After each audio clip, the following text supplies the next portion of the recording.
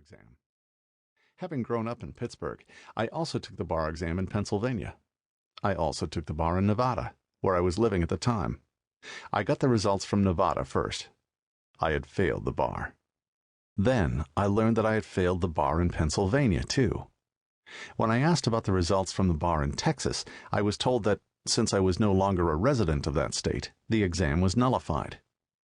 At first, I didn't feel too bad. Plenty of successful lawyers need more than one attempt to pass state bar exams, so I took the Nevada exam again in 1978, and again in 1979. Each time I failed, I felt a little more embarrassed. Despite my tenacity, I began to question my future in my chosen career, and my self-confidence became shaky. This could have been the end of the story right there. Many people would have moved on, written off thousands of hours of study and effort, and tens of thousands of dollars worth of education. Luckily for me, I had the support of people who believed in me and in my talents, and encouraged me to look for a reason for these failures. The turning point for me came one night over dinner with an old friend from law school. "It doesn't make sense," he was saying. "I've seen you coach people through these same exams. You know this material cold. I can't understand why you haven't been able to pass." And then he suggested something radical. What if my failure on these tests wasn't a lack of knowledge, but a lack of ability in taking the test itself? He urged me to contact a doctor in California who specialized in the diagnosis and treatment of learning disabilities. Today, the diagnosis and treatment of dyslexia is common. But for me, as an adult in the early 1980s, to learn that there was a reason for my poor test results was a major enlightenment.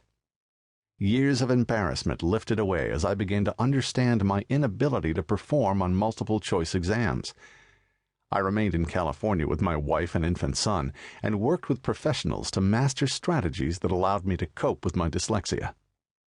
In 1980, I returned to Las Vegas and petitioned the State Bar Association for a special accommodation in retaking the exam. When they said no, I prepared a petition to the state Supreme Court, arguing that I was being discriminated against. I became the first person to plead before the Nevada Supreme Court that my learning disability was just that, a disability, as real as any other legally recognized impediment.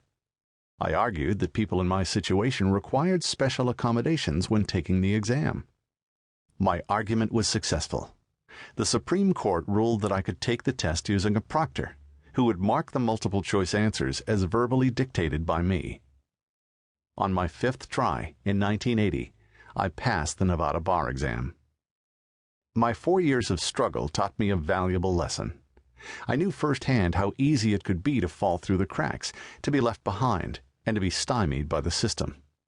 I also knew how fortunate I had been. I had a working knowledge of the system that was screwing me. I had emotional support. I had access to people who could help me navigate through a maze of petitions and appeals. At the same time, I realized there were many, many people who did not have this insight, who were intimidated by the complexities of our legal system.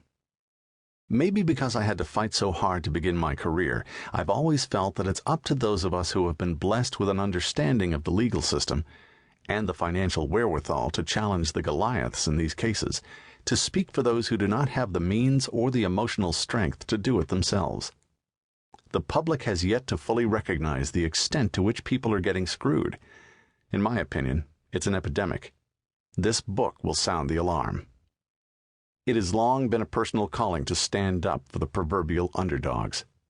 In my legal work, I have championed the little guys, from kids with special learning needs wronged by their school systems, to elderly citizens exploited by their caregivers at home or in nursing homes.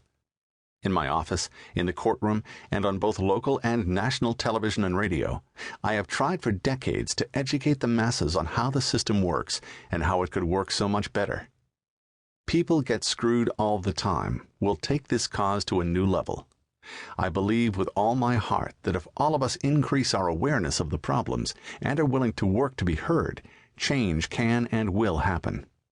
I am also looking to those in positions of power, those at the top of the heap, from the bench, to legislators, to bar associations, to us as lawyers, to effect changes that will right these wrongs in the system.